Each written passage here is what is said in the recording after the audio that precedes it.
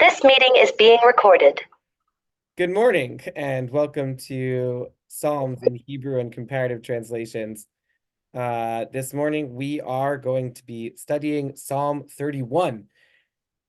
And uh, the last several Psalms have been sort of a nice, respectful length, and we've been able to really go deep into the feeling of them. And I think that when you have sort of a terse and short psalm, a lot can be said about the emotional tenor of the psalm as a whole.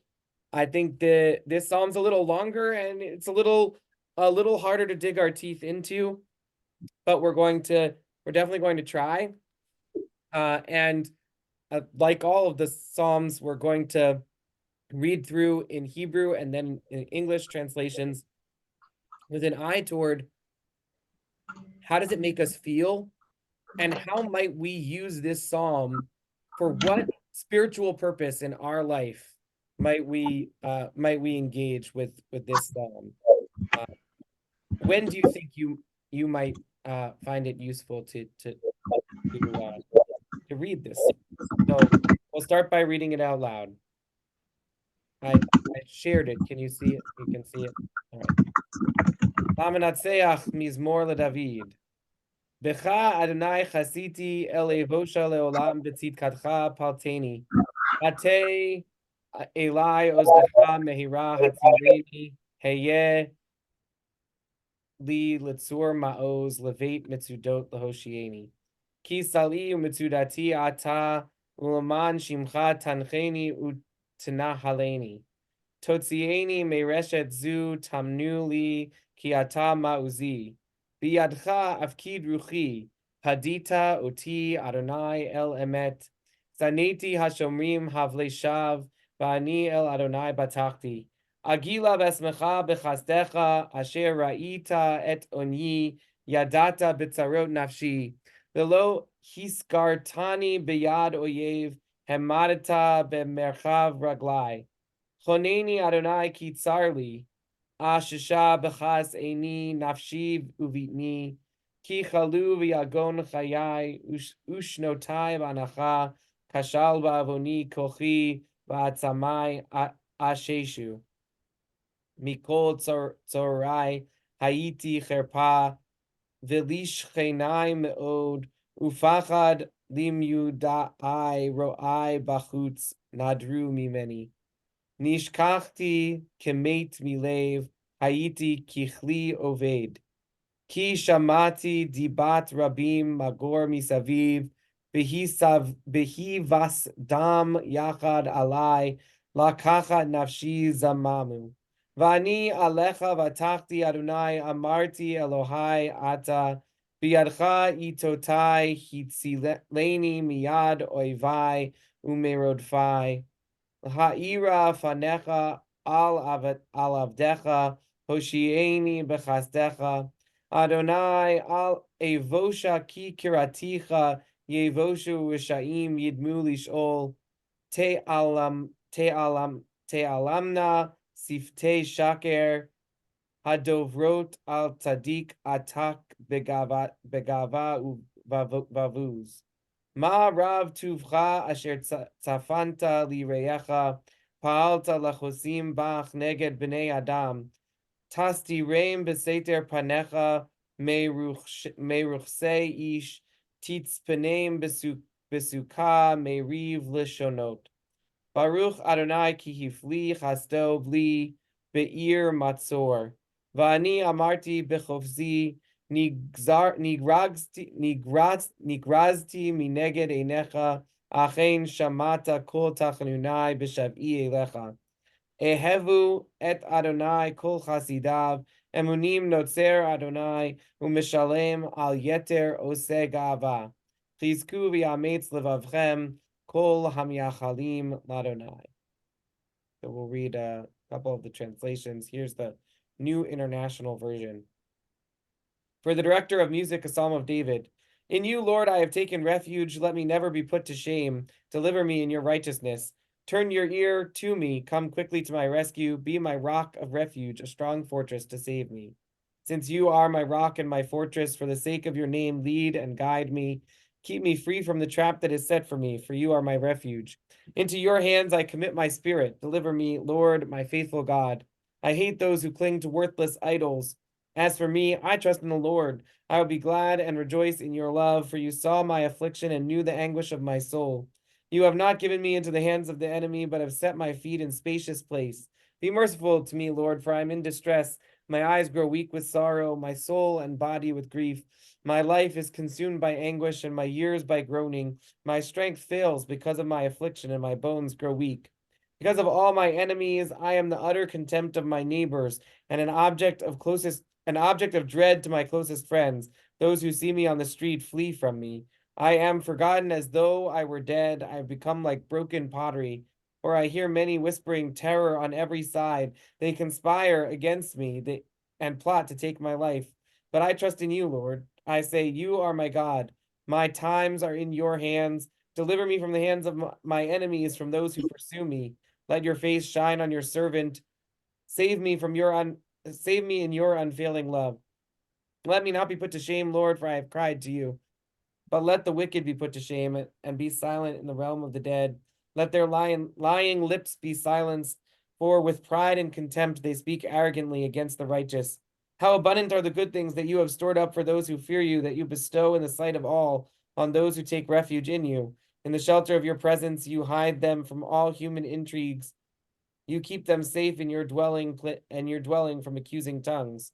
Praise be to the Lord, for he showed me the wonders of his love when I was in a city under siege. In my alarm, I said, I am cut off from your sight.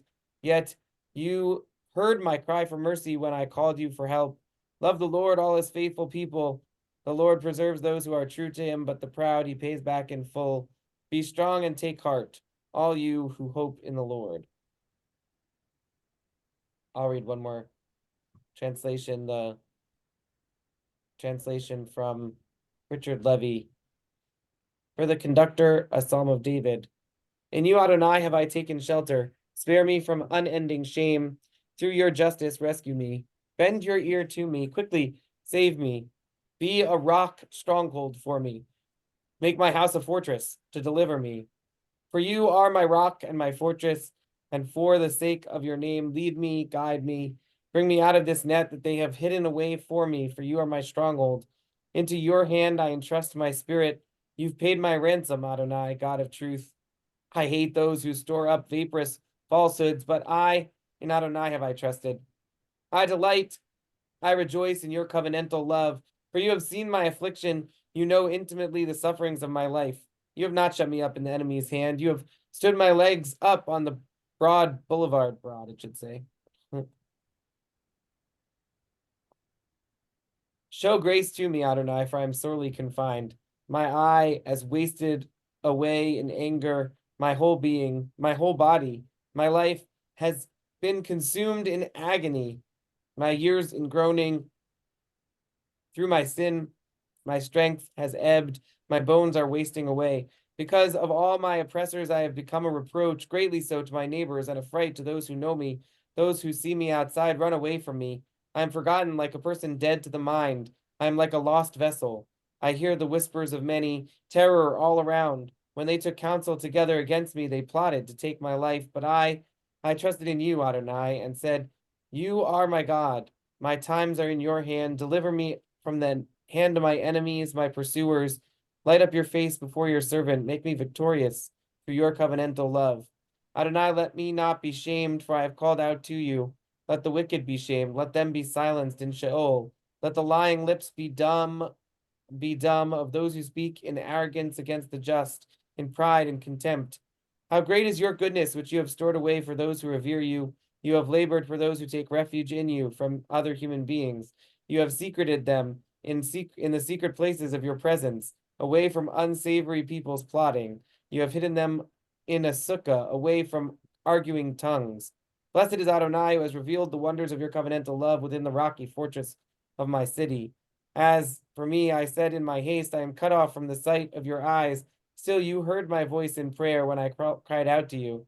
Love Adonai, all who are devoted to God. Adonai preserves the faithful, but penalizes heavily those who act with pride. Be strong and let your heart find courage, all who wait hopefully for Adonai.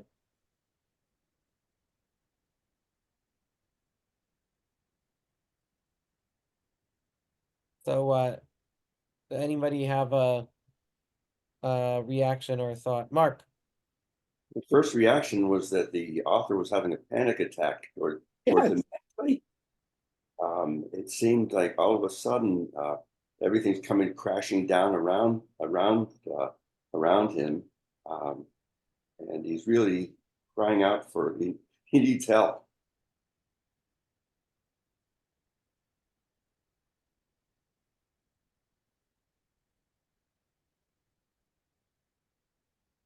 Yeah. Definitely there is sort of um an intensification in the middle of this psalm. A way in which in the beginning there's an expression of trust in God, of God being a fortress, and then it's like you described it as sort of a panic attack. There's a ramp up in intensity, and then a kind of return in some sense to um that more calm place of uh certainty in God's love. Larry. To me, it sounds prophetic that today, after this resolution is passed, we should read this. This is almost a statement that Israel could make to God and to us, and to all those who are, let's call them peaceniks.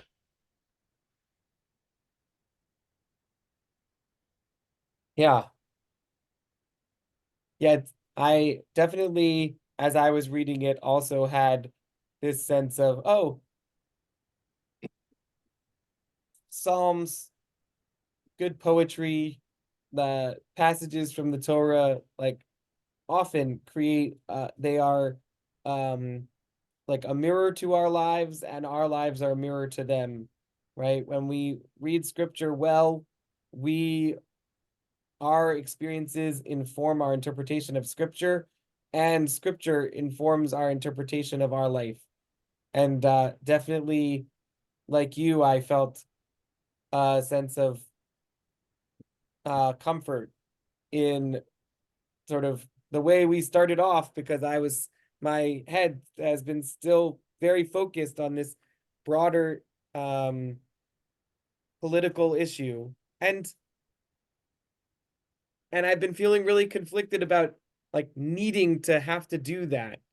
And then David or Jewish leaders have always felt like they were standing up to enemies all around and people who are lying lips and uh uh um the that God should see the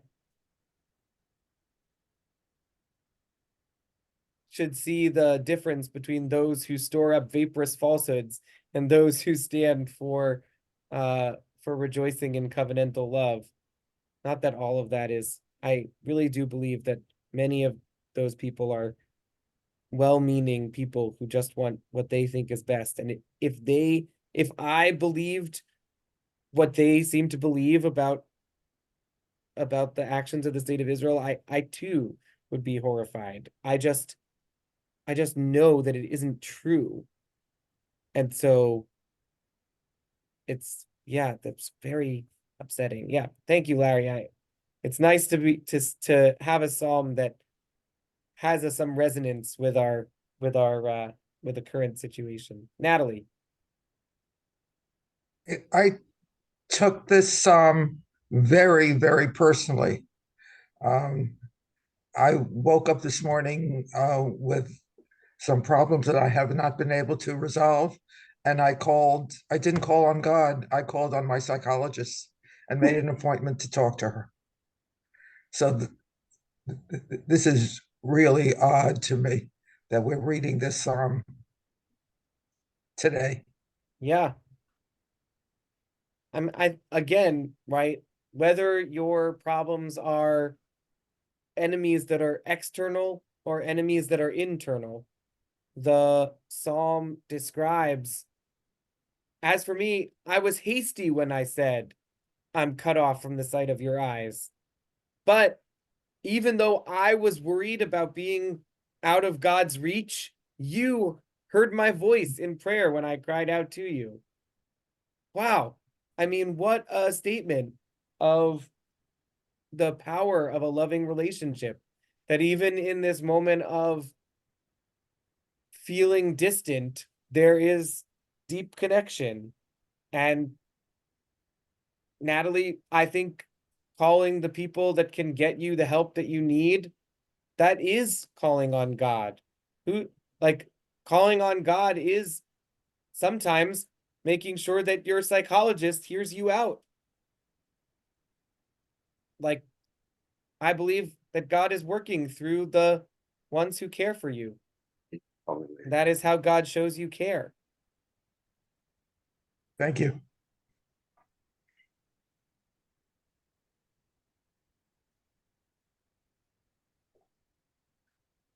Linda, did you have something you wanted to add? Me? Yeah. I was just thinking that I hope that that all the things that Natalie needs are given to her. Amen.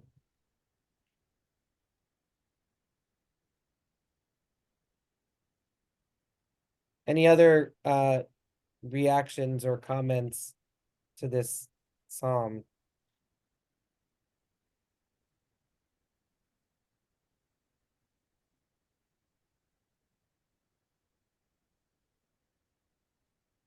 So the Koren Tehillim has these like really pithy sort of meditations that you can say in English before reading the psalm, and I've been sharing them with you. We haven't read it every single time, but I've been including them on the sheet. And this one, I think, really speaks to what we're talking about. I struggle in two ways. I struggle to escape a sly and determined enemy. I struggle to trust God. It came to me in a flash. There is but one struggle.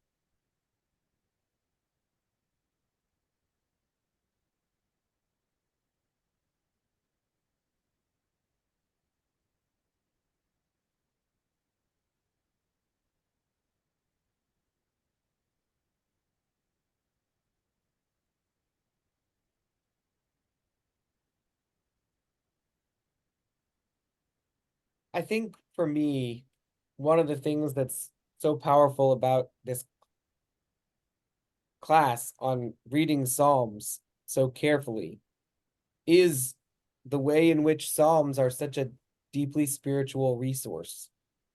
And I think that, I don't know, I worry sometimes that the Jewish community tends to focus on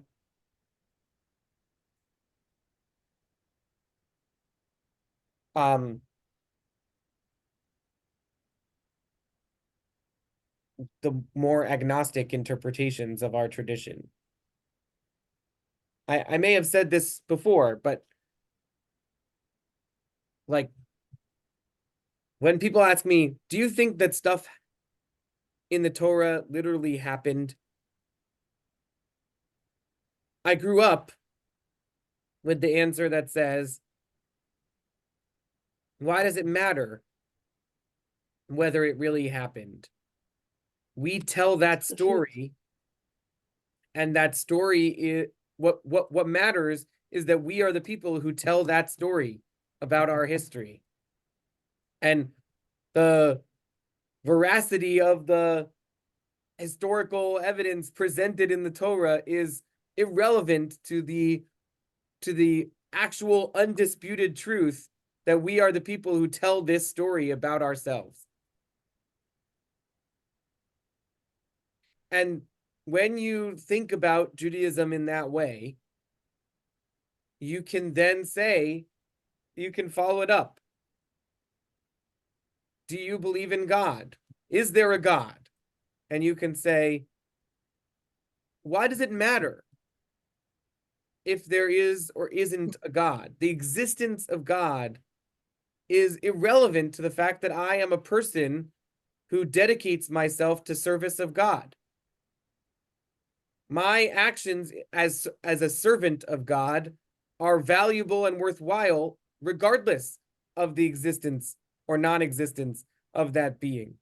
In other words, you can create a completely agnostic Judaism. And many of my teachers have said Judaism believes in at most one God.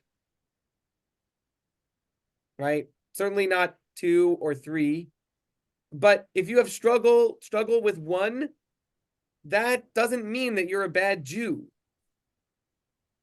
That doesn't mean that you're a bad Jew, right? Judaism, in that version of Judaism, cares more about whether you keep Shabbat and whether you engage with the Jewish community and whether you participate in Jewish living and Jewish life. And I have to tell you that I think all of those things are true, but I think they create a dry and less fulfilling Judaism. I think that we're also meant to really struggle with our relationship with God. And we're meant to live a life embraced by the love of God. And when this psalm describes a struggle of trusting God and struggle with enemies, external and internal, and this meditation imagines both of those struggles as being one struggle. How I understand that is, it feels like it's something that had been missing from our understanding of Jewish identity, which is not to say that I think that if you struggle with God or with your relationship with God or with your sense of even whether there is a God, that you're then a bad Jew, right? Like I agree that actually the struggle is a part of what it means to be engaged in a life of faith. And so, like, I think this psalm really speaks to that for me. Lisa. Hi, everybody. Yeah, I was thinking about that too. Well, first of all, to be transparent, I'm still at the city council meeting, thinking about what you said before. So I'm having trouble kind of thinking right now. But Yeah, this meditation before Psalm 31, I feel speaks to that. And I feel that we are supposed to have struggle. That's where we grow. That's where we test our chops, see what we're made of. You know, that's where we're challenged to stretch. And struggling to escape a sly and determined enemy reminds me of, you know, that fight. But struggling to trust God reminds me of surrender. And fight and surrender are, you know, are the opposites. And so I guess my understanding is that when it says there is but one struggle, the struggle really is to trust God in all things, not just to pick and choose. I'll fight against this and I'll trust God with that, you know, to always not just to trust God, but to listen, you know, to listen to that direction or whatever it is that God is prompting me to do, to act on, to feel, to think, etc. So I guess in the end, it all does apply to what we're living in today, not just in terms of studying the psalm. yeah. Yeah, thank you.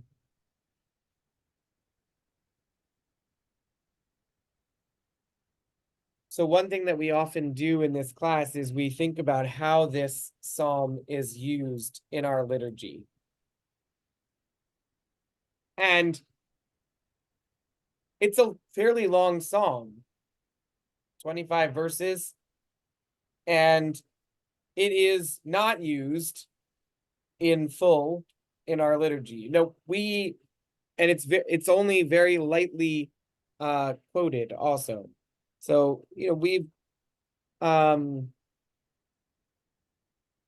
looked at Psalm 29, which is used in full in our liturgy, and we looked at Psalm 30, which is used in full in our liturgy. And when we get to Psalms 33 and 34, they're used in full in our liturgy, but this psalm is not. I think some of that is the length. I think when a psalm gets too long, it's harder to use as a prayer in the context of a longer prayer service. Like, you could use it as a personal prayer, but it's harder to use in. So I think it's partly that, right? Like, most of our psalms that we use liturgically are, are a little shorter. There are a couple of exceptions to that, right? The Ashrei is a fairly long psalm, and we use it 3 times a day. Psalm 145. But that's an exception. Most of our psalms that we do are shorter. But of the verses that we do quote, the verse 6 is quoted quite a bit, and you probably recognized it. Biyadcha afkid ruchi, padita oti Adonai el emet. That verse is used in the recitation of the bedtime Shema. And it's used in the Mariv service, the evening service. And it's paraphrased in one of our most beloved hymns, the hymn Adon Olam, which closes V'yado afkid ruchi beit ishan ve'ayira v'im ruchi giviyati Adonai li v'lo ira. The hymn ends with I place my spirit in God's care. My body too can feel God near. When I sleep as when I wake, God is with me. I have no fear. And I'll just read the whole poem in English, but the verse, which is the very end, is what paraphrases verse 6 here. Biyadcha afkid ruchi becomes biyado afkid ruchi, in God's hands. I place my spirit in God's care, in God's hands.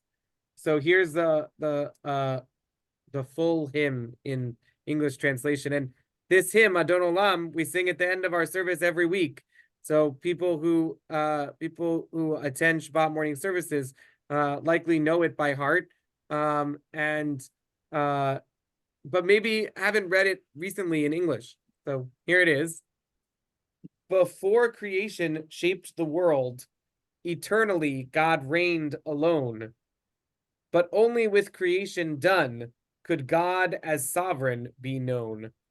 When all is ended, God alone will reign in wondrous majesty. God was, God is, always will be glorious in eternity. God is unique and without peer, with none at all to be compared, without beginning, endlessly. God's vast dominion is not shared. But still, my God, my only hope, my one true refuge in distress, my shelter sure, my cup of life, with goodness real and limitless. I place my spirit in God's care. My body too can feel God near. When I sleep as when I wake, God is with me. I have no fear. Yeah, so this translation preserves the meter and rhyme scheme of the Hebrew, which is nice, and it's a more or less faithful translation. It doesn't take too many liberties with the text in order to create that that rhyme. And so I think, I guess one question that I'm thinking about and that I need to continue to be thinking about is, how does it change my understanding of this hymn that we end our service with, to recognize where this verse comes from?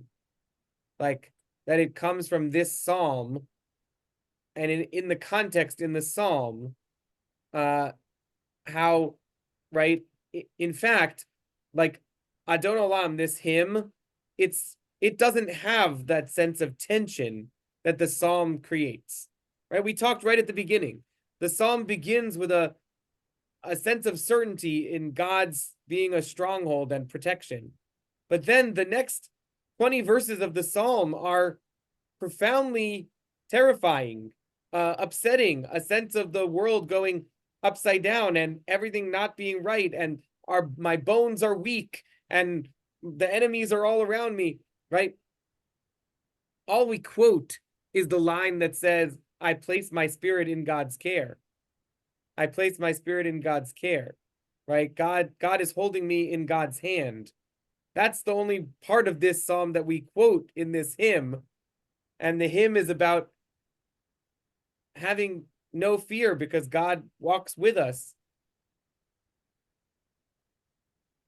But the psalm is not like that at all, right? The psalm starts with that image of having God hold us, and the psalm ends with that image, but there's a real anxiety in the middle of that psalm. And I wonder if, when this hymn quotes that verse, you're supposed to import into the hymn all of that existential dread that you might indeed feel, like before going to bed, right? Like that's the other use of this verse, is in the recitation of the evening Shema, the bedtime Shema, the one that you say before you go to sleep. The fear is of the nighttime terrors, of death, of darkness, of alienation, of exile, of disconnection, all those things in the night that, as we talked about last week, Ba'erev Yalin Bechi V'Laboker Rina, right? In the evening, we lay down weeping, but by morning there is joy. That sense that, like, the terrors of the night are real and present. I wonder if we're supposed to import that sense of anxiety from this psalm into the hymn. When we sing Adon Olam, we're supposed to be sort of seeing it maybe as the response to the anxiety of life. I don't know. It's just a thought.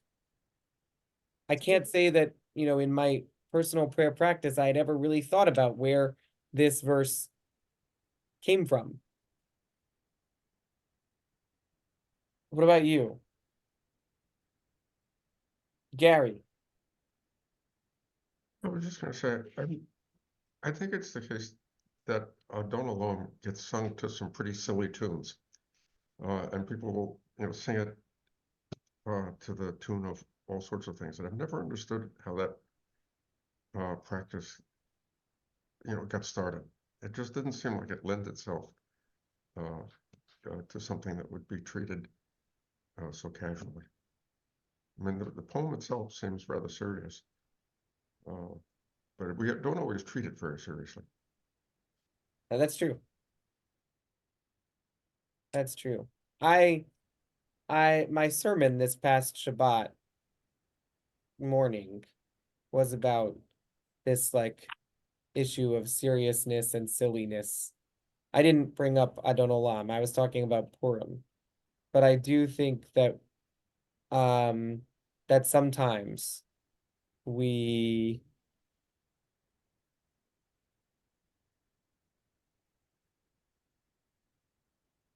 um we're hiding. Sometimes we hide from the seriousness of things by being silly.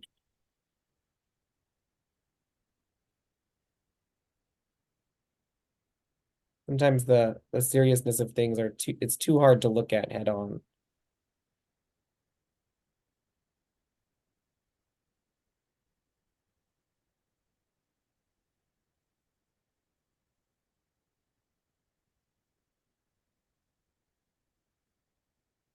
So the other uses of this psalm are very few and far between.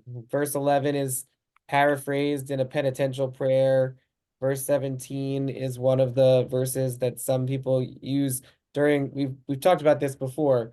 There's a custom when you say the priestly blessing formally, when the priests all come up on the bima to bless the people, which we don't do in our congregation, but is regularly done in many Jewish congregations on the holidays.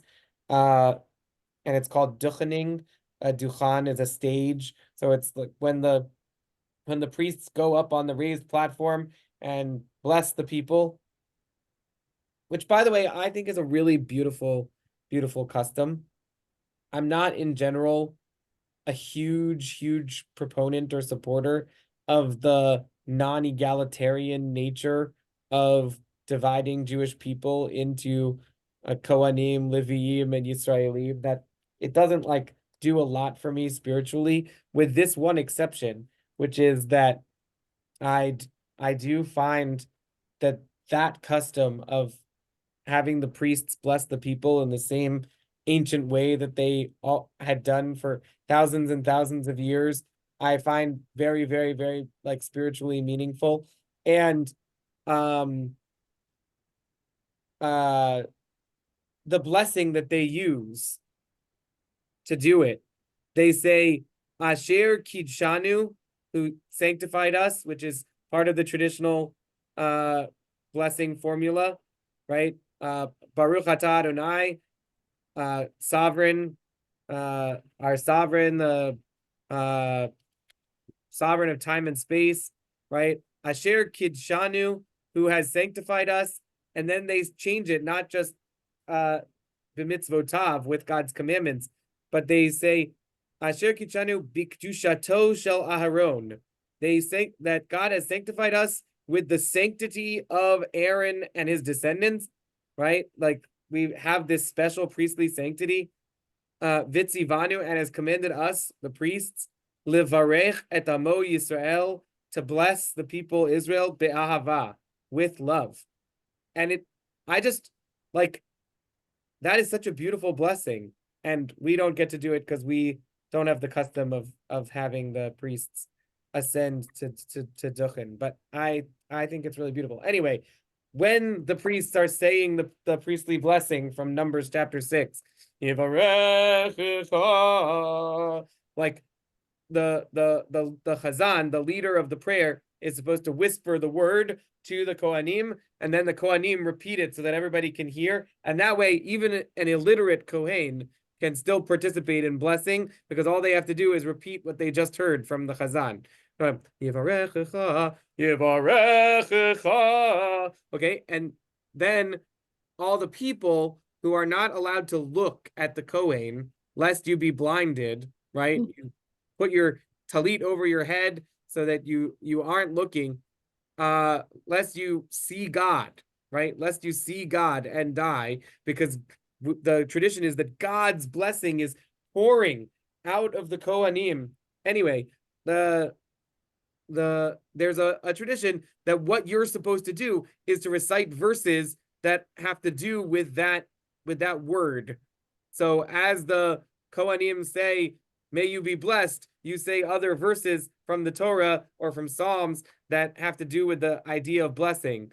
And when it says Ya'er, illuminate, or show favor, may God illumine, may God show favor, may God's face be illumined toward you. Verse 17 of our psalm is one of the verses that is connected to the idea of illumination, and the verse is ha'ira panecha al avadecha, right? Illumine your face toward your servant. Or if we look at the translations, show favor to your servant. Make thy face to shine upon thy servant. And so that is a verse that is traditionally said while the priests are saying that word of the blessing. So that's again kind of an obscure, not every Sidur, even Sidurim in which it is customary to do this duchening, it is not all the Sidurs put all of the verses, and not all Sidurs agree on which verses you should say for which word, because there's more than one verse in Psalms and that has to do with the idea of being illumined. So this one tradition says you should say this verse for that word. One thing that I found that, yeah, Gary. The threefold blessing that you're talking about, I think, is associated with a hand gesture that I have never understood, except that I was told that I shouldn't do it. Yeah, it's the same gesture that Leonard Nimoy used for the Vulcan sign of peace. Leonard Nimoy, of course, like William Shatner, was Jewish, and Nimoy wasn't just Jewish; he was a Kohen, and he just adopted the traditional Kohen hand sign as the Vulcan, live long and prosper. But yes, so if you go to Jewish cemeteries and you find people whose last name is Cohen Cohen or Katz, which stands for Cohen Tzedek, or a few other names that are associated with Aronson, a few other names that are associated with Cohen families. If you go, it often on gravestones of Kohanim is carved this picture of the hand that looks like this. It's, as far as I know, it is a ancient hand gesture that has been passed on from successive generations of Kohanim. I don't know, because that's hard to prove, but that's the tradition. Yeah.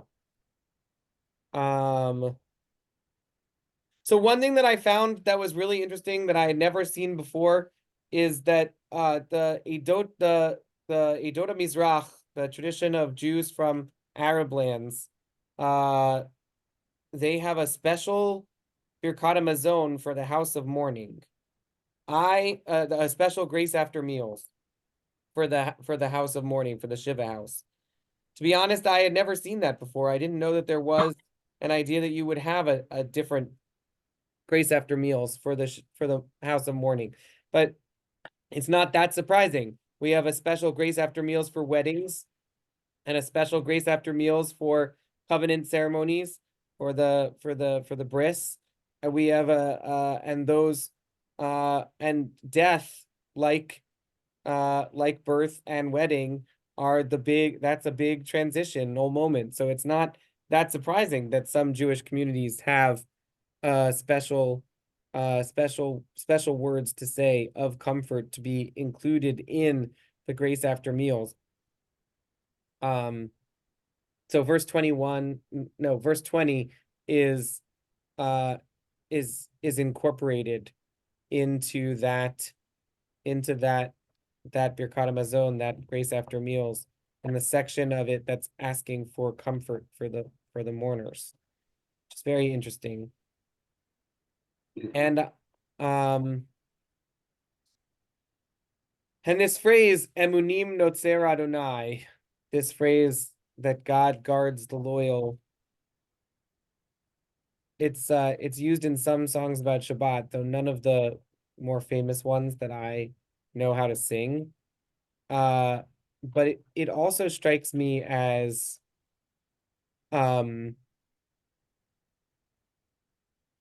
sort of relevant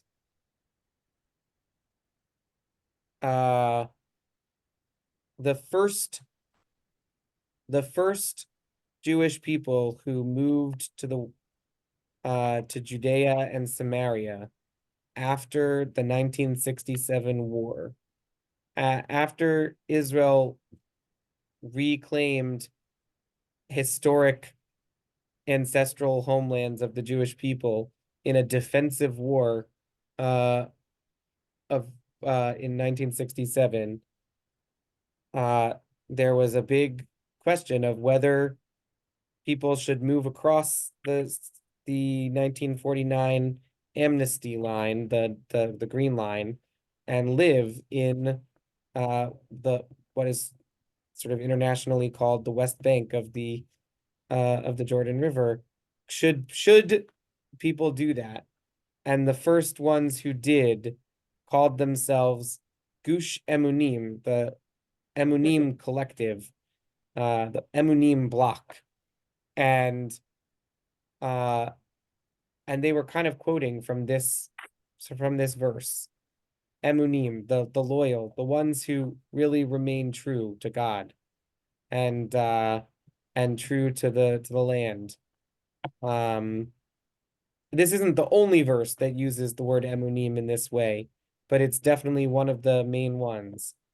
And so that's not a liturgical use, but it is such a, I couldn't read it without thinking of that. And I was like, oh, here's one of those verses that's connected to that idea. And certainly the people who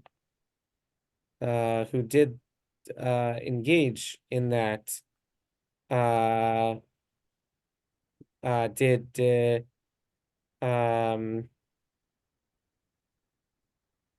yeah, so that definitely definitely an interesting aspect.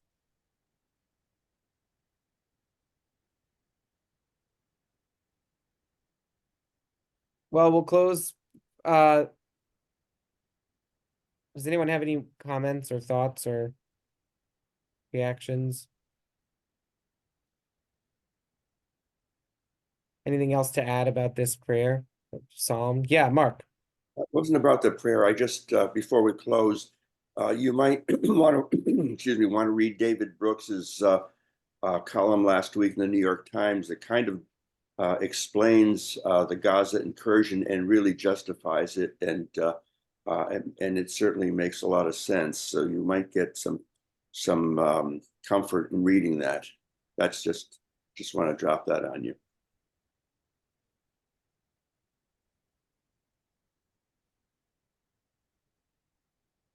Yeah, send me an email. Okay. There were 2,000 comments on that article. On which article? Read the comments. I read the article, and one of them. Never read the comments. What? I said never read the comments. It makes you heartsick.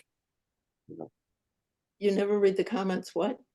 I said just as a general practice, I recommend not reading comments.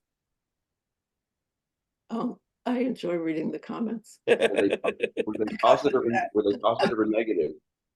It was very interesting. Well, the one that I saved actually was, I'll be glad to send it to the rabbi, but he said it was like, oh, let's get a grip, folks. They should have done, reinforce the fences. And I mean, it was just a very practical thing that should have been done. It was like 3 or 4 paragraphs. I thought it was great, personally. Yeah. I left the Facebook some year and a half or 2 years ago, and I have to say, I think it's better for my mental health and just for my life that I'm not on that, especially now. And I do understand how difficult it is to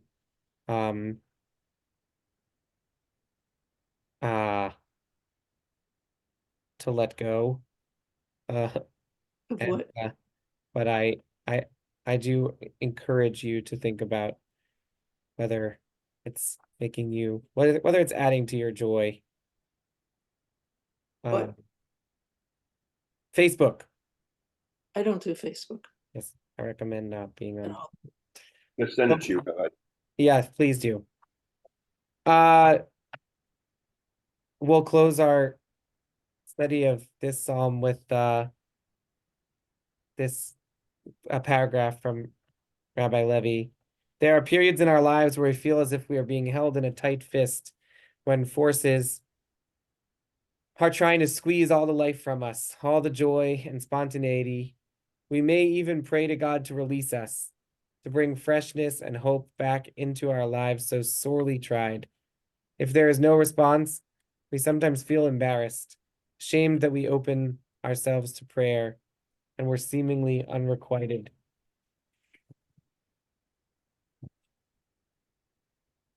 The poet expresses that anguish in this psalm, giving voice to the sense that so consumed with our confinement, it is as though everyone has forgotten us, as our limbs and our ideals wither, and the light that illumines a wider world dims. At a time when more and more people are concerned about the number of folks in our country who are literally confined in jail, this psalm, so empathetic to their plight, can be a powerful argument against unjust physical as well as emotional incarceration. This psalm tries to put us in touch with the God who breathed hope in us when God breathed in our soul, even though at such times in our life we have trouble seeing evidence of God's presence. Light your face before your servant, verse 17 cries out. Let me see light in my darkness. Wait, what is that little glint? A more hopeful insight, a sweet word from someone, a suddenly illuminated leaf. Let me imagine it spreading, widening from a glint into a glimmer into a gleam into a glow, an ever growing glow that floods my being with the warm and golden presence of the God who has promised this light and has now brought it to me. And the light gradually, surely loosens the fingers, melts the fist until we are free. We hoped this would happen. We gradually came to believe it would happen, and eventually, suddenly perhaps, it does.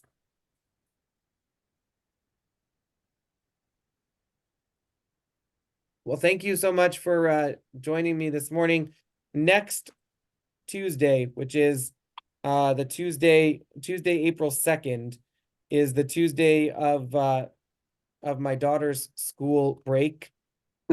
And so I will be taking a couple of days to help take care of our kids, since our kids will all be home and not be at school. And so I will not be in the office next Tuesday, and I won't be teaching this class. But we'll meet in 2 Tuesdays on April 9th to discuss Psalm 32. Thank you, Rabbi. Good morning, everybody. Thank you, Rabbi. Thank you. Very much, Rabbi. Thank you very much, Rabbi. Thank you all. Thank you all. Great day, everybody. Bye. Yes. Bye. Bye-bye. Bye.